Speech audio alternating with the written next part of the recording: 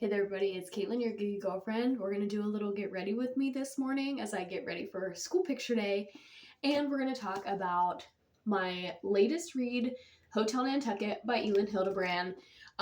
If you're new around here, welcome to my page and my channel. This was book number 32 for me for the year. And I did finish book number 33 in the same weekend. So if you're watching this video, book number 33 is also up and has been reviewed. So make sure you check that out as well. And I know I keep cutting my head off in the camera of this video. It's just because I'm trying. This is the first time we've done like a full get ready with me when I actually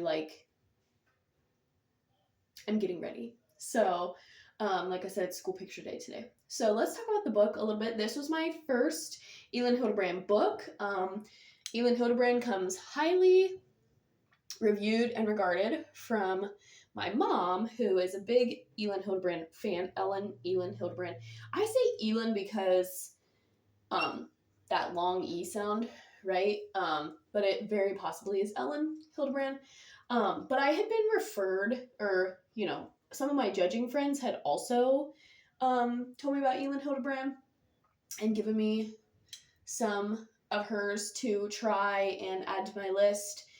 But like I said, this was the first one. It was a book club read, and I was pleasantly surprised to find out that there was a little bit of a ghost storyline. So essentially the premise is the hotel, the Hotel Nantucket, has a bad reputation because it was previously the victim of a fire in the 1920s. And then they,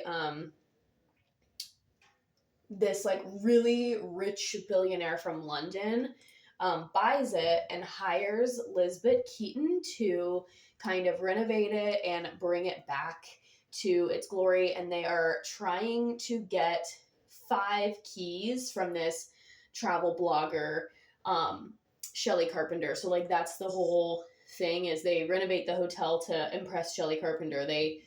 She hires staff that she thinks will impress Shelley Carpenter. She trains them in a way that she thinks will impress Shelley Carpenter. So the whole thing is just to really impress this Shelley Carpenter person.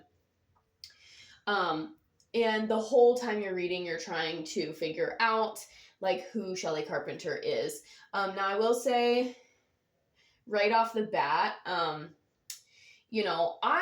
got an inkling right off the bat of who Shelley Carpenter was, and I had some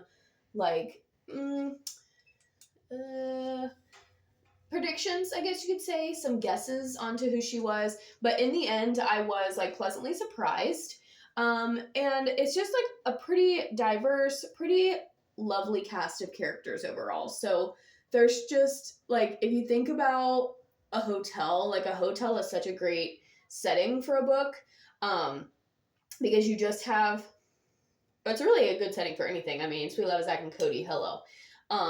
But they, there's just so many characters, right? You have the bellman, you have the front desk staff, you have the chef in the bar that connects to it, you have the night auditor, you have the then you have, of course, all of the guests as well. So the hotel is a perfect setting because it just allows for a lot of variety, but also sort of a sense of monotony because kind of the same thing happens every day. But the thing with Nantucket is it's obviously a small island, and the idea is that everybody knows everything about everyone. And so when a secret gets shared, then you kind of through the book can see how the rumors are spread in a small town. And so it had a lot of nostalgia as well, and there were a lot of really current pop culture references in it. The book was written in 2022, so it's set in 2022. So like they were talking about Venmo and Snapchat and all the like, you know, Tinder and just random things. Bumble, I think, was mentioned. So definitely a current read. And she's a very popular author right now. So all in all, lots of good things. Now, she is known for the beachy reads, like the quintessential beach read. But like I said at the beginning of this review, this one had a little bit of an unexpected twist in that it actually contained a little bit of a ghost story as well. So one of the characters is a ghost. And so that kind of added a little extra like spookiness to it. And it was the perfect book for this time of year when it's like we're done with summer, but we're like transitioning into fall, but we haven't quite gotten into like the mid-October, like we need spooky horror books right now. So it was a good like middle ground for that. Overall, I did give it 3 stars. I really enjoyed the book, but it did have a couple of more boring parts, and I did like doze off a little bit on a couple of the times that I was reading.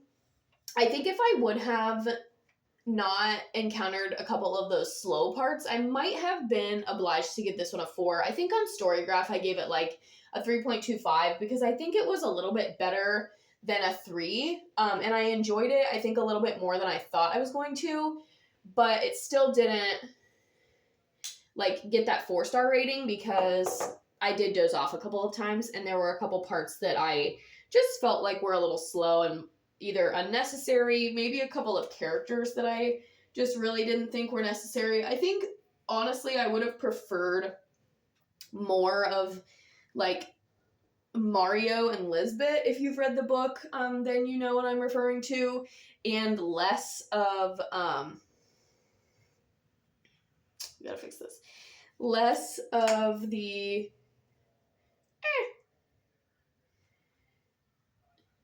oh no.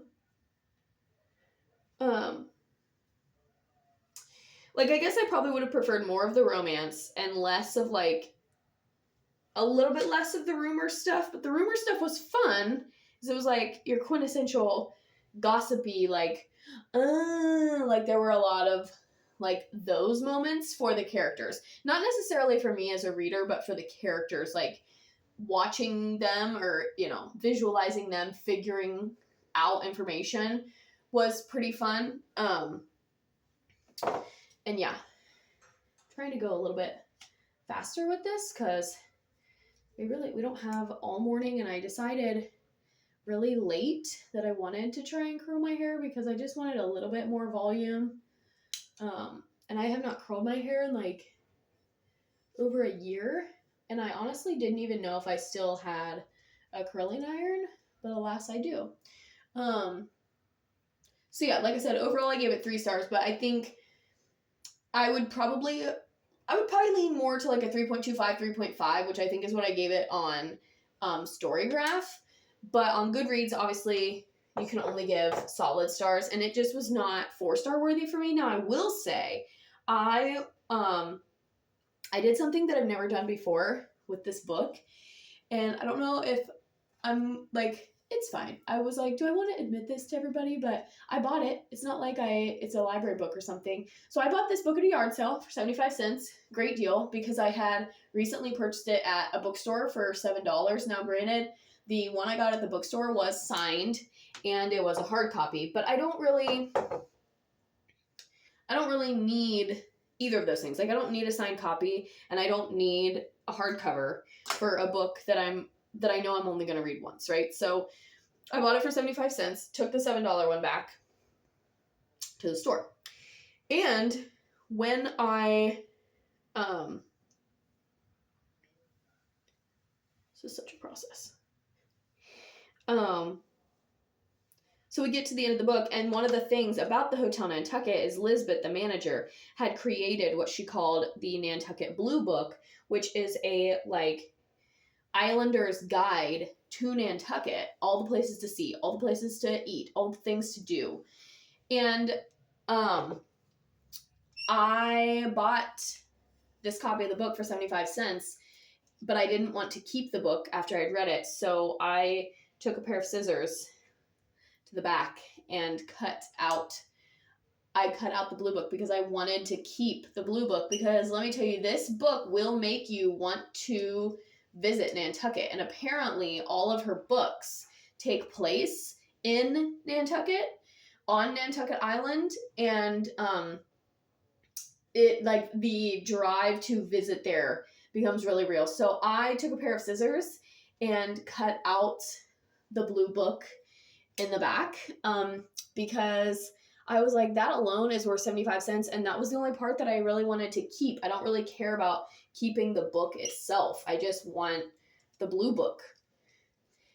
And I did feel pretty guilty about it, but at the same time, like, I own the book and I am going to attempt to resell it, but I'll just be very clear in the description that the blue book section has been removed. But I also was very, this book did make me want to read some of her other ones. So especially the Beach Club, because in this one, in the Hotel Nantucket, she mentions the other hotel book, the Beach Club, quite a lot actually. And I'm now intrigued by that one, and I want to read that one to see how the two compare. And I get the vibe that the Beach Club might be a little bit more dramatic than the Hotel Nantucket. Like, the Hotel Nantucket, I think, is a little bit more on, like, almost the cutesy side, and the Beach Club seems a little bit more scandalous, in my opinion. So I think that might be why. And that's just based on, like, the cover and the back description and all the things. But this video is getting a little bit longer than my other book review videos. So overall, I would say, is Elin Hilderbrand somebody you should read? I say yes. Like I said, she's popular, she's trending, and is very popular with, like, older adult women, which is fine. I don't have an issue. And the main characters, like Lisbeth and Mario, are, like, in their late 30s, early 40s. So most of the characters are, like, middle-aged, or at the very minimum, late 20s. And then there are a couple characters that are like early 20s. So I'm trying to decide if I want to just, like, do I want to curl the whole thing, or do I want to, like, do a little bun here? I think I'm just going to curl the whole thing. Like, we're just going to commit.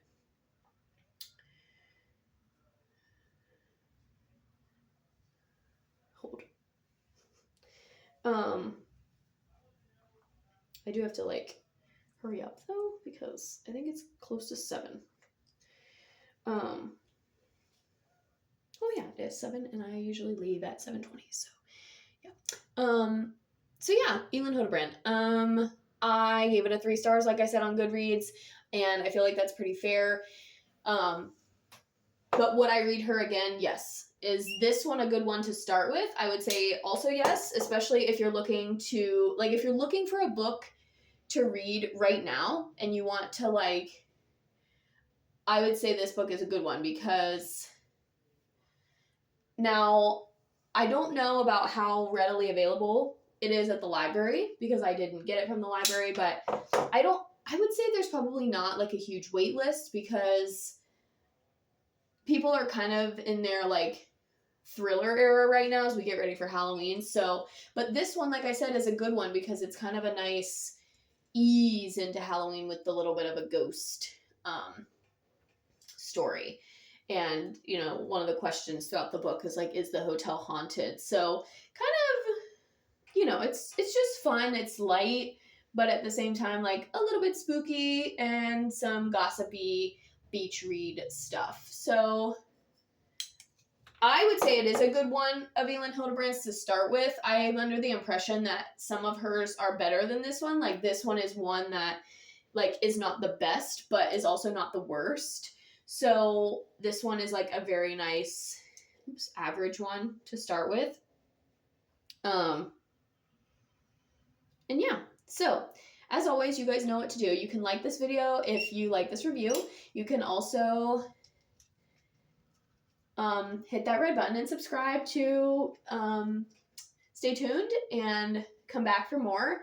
And you can also hit the bell to be notified about when I drop a new video. And like I said, I do have book number 33's review up as well if you're watching this one. So I did upload book number 32 and 33 at the same time. So make sure you go check out both of those.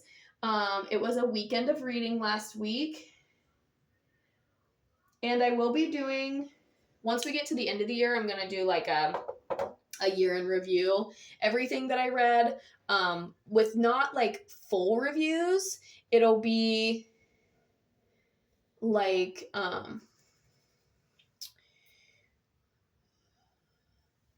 just either a yes, no, maybe, or a like, you know, here's what I rated it, no explanation type of a thing.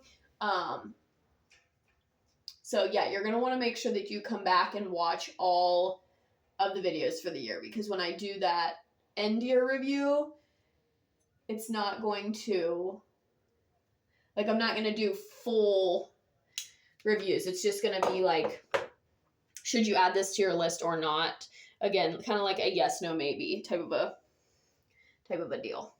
All right, guys, I am going to finish getting ready, and I'm sorry that you guys only got to see me do my hair, but yeah, thank you all so much for watching, and make sure you check out book number 33's review, and I'll see you guys in the next one.